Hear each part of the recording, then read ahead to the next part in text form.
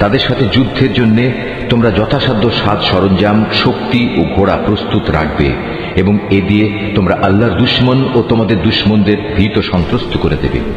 এছাড়াও কিছু লোক আছে যাদের পরিচয় তোমরা জানো না, শুধু আল্লাহ তাআলাই তাদের চেনেন।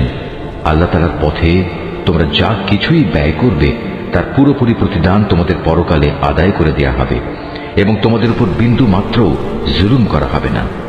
হে মুহাম্মদ, তারা যদি সন্ধির প্রতি আগ্রহ দেখায় তাহলে তুমিও সন্ধির দিকে ঝুঁকে যাবে এবং সর্বদা আল্লাহর উপরই ভরসা করবে।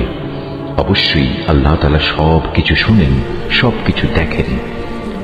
আর যদি কখনো তারা সন্ধির আড়ালে তোমাকে ধোঁকা দিতে চায় তাহলে তোমার দুশ্চিন্তাগ্রস্ত হওয়ার কোনো কারণ নেই, কেননা তোমার রক্ষার জন্য তো আল্লাহ তাআলাই যথেষ্ট।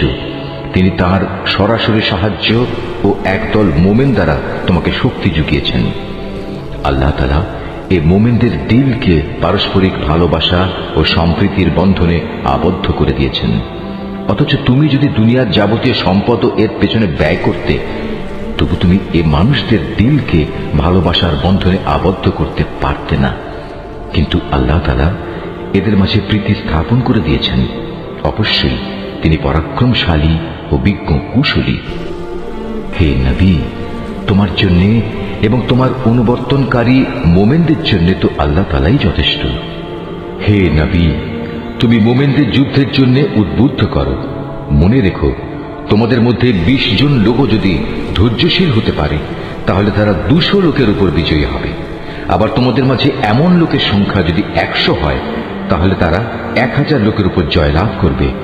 এর কারণ হচ্ছে তারা এমন জাতি যারা আল্লাহর শক্তি সম্পর্কে কিছুই বুঝে না।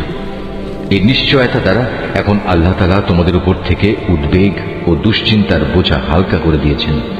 যেহেতু তিনি একথা জানেন তোমাদের মধ্যে কিছু দুর্বলতা রয়েছে, অতঃপর তোমাদের মধ্যে যদি 100 ধৈর্যশীল মানুষ থাকে তাহলে তারা 200-র উপর বিজয়ী হবে। আবার যদি থাকে তোমাদের 1000 ধৈর্যশীল ব্যক্তি তাহলে তারা আল্লাহ তাআলার হুকুমে বিজয়ী হবে 2000 লোকের উপর। জেনে রেখো, আল্লাহ তাআলা ধৈর্যশীলদের সাথেই রয়েছেন। কোন নবীর পক্ষেই এটা শোভা পায় না যে তার কাছে বন্দীদের আটক রাখবে যতক্ষণ পর্যন্ত সে জমিনে রক্তপাত ঘটাবে এবং আল্লাহর শত্রুদের নিপাত না করে দেবে। আসলে তোমরা তো দুনিয়ার সামান্য স্বার্থটুকুই চাও, আর আল্লাহ তাআলা চান তোমাদের আখিরাতের কল্যাণ দান করতে। আল্লাহ তাআলাই হচ্ছেন পরাক্রমশালী ও প্রজ্ঞাময়।